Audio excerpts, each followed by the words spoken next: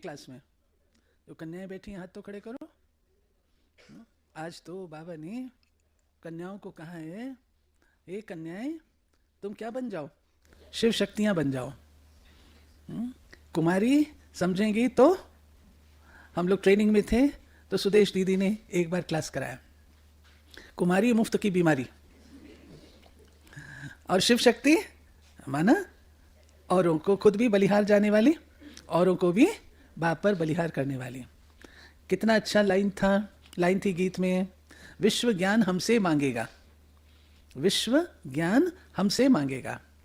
तो तैयार है ना सभी, विश्व को ज्ञान देने को तैयार है ना। बाबा बहुत कन्याओं को प्यार करते थे, बाबा को कुमारियां बहुत अच्छी लगती थी, कन्याएं पवित्र पौधे, पवित्र पौधे, और बुद्धि भी इधर उधर भटकने वाली नहीं होती है। बाबा को प्यार से याद कर सकती हैं, फोकस कर सकते हैं, कंसंट्रेट कर सकती हैं, और निर्बंधन होने के कारण से उड़ान भर सकती हैं।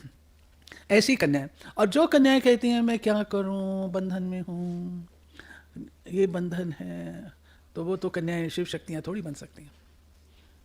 बंधन क्या होता है, बड़ी दादी कहा करती थी, अगर 1 साल बंधन है तो वो बंधन माना जाता है। ठीक है भाई, बंधन है, घर से नहीं मानते हैं, 1 वर्ष पूरा हुआ।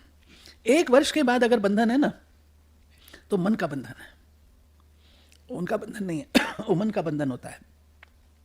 तो चॉइस है, एक तरफ है स्वर्ग की बादशाही, दूसरी तरफ है नौकरी टोकरी।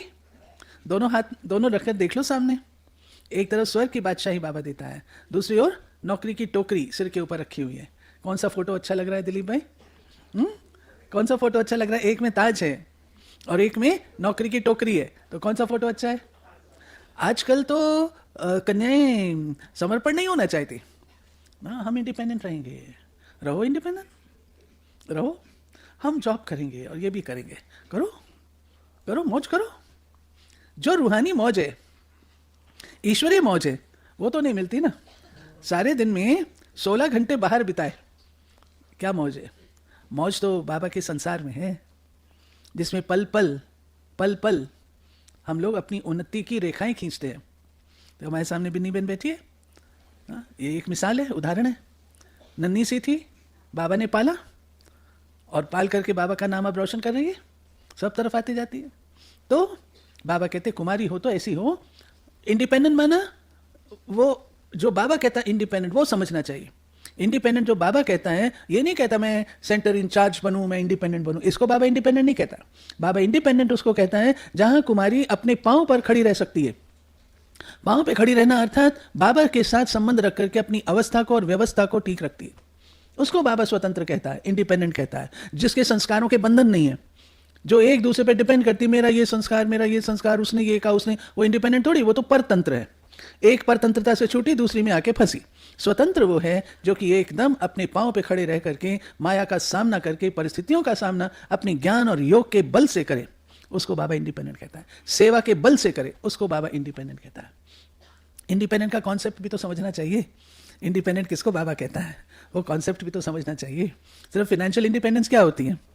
हाँ, एक ज़माना था, मैंने भी दादी जी को बोला मैं सरेंडर नहीं होंगी, मुझे अच्छा नहीं लगता, मैं जो आए बाबा के भंडारी में, मैं उससे अपना जीवन चलाऊं, मैं तो कमा सकती हूँ, मैं अपने पाँव पे, मैं अपने माता पिता पर भी नहीं रहूँगी डिपेंडेंट, मैं अपने पाँव पर रहूँगी, कमाऊँगी और यज्ञ में मदद भी करूँगी। दादी जी हंसे, मैं कितने साल पहले, 60 साल पहले की बात कर रही हूँ।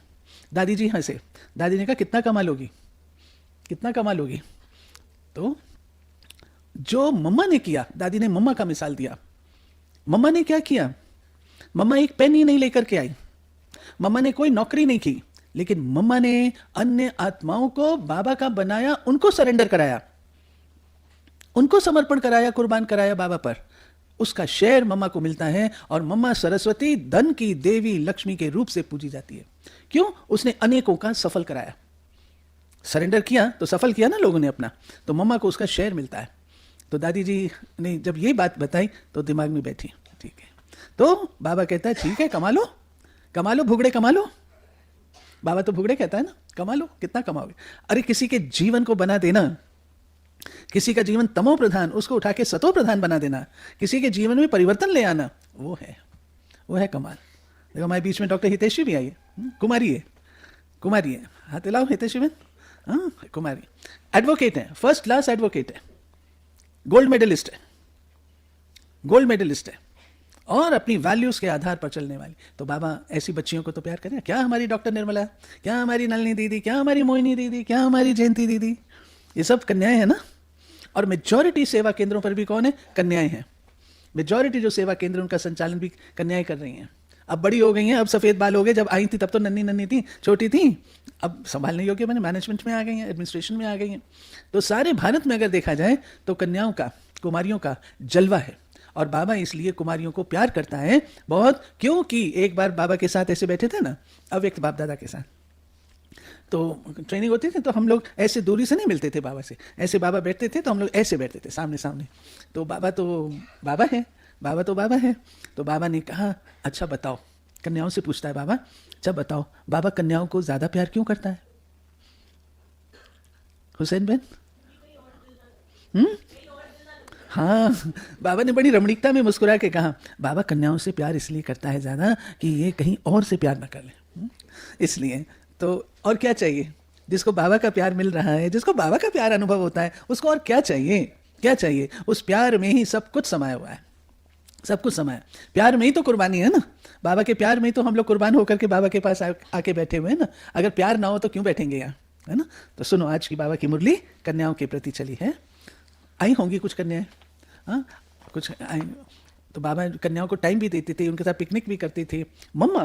मम्मा जो हम लोग भी बच्चे थे तो मम्मा हम लोगों को मुरली रिवाइज करने के लिए बड़ी कन्याओं के साथ कहती, देखो जहाँ निर्वैर भाई का ऑफिस है ना आज मधुबन में, वहाँ पर पहाड़ी होती थी पहले, तो पहाड़ी पर मम्मा बड़ी कन्याओं को भेजती थी, जाके मुरली रिवाइज करो। हम लोग उस समय छोटे थे, तो हम छोटों को भी उनके साथ बैठते, और मम्मा अपनी खिड़की से देखती थी, तो मुरली रिवाइज कर रही हैं, क्या कर रही हैं, फिर मम्मा पूछती थी। तो मम्मा का भी पूरा ध्यान।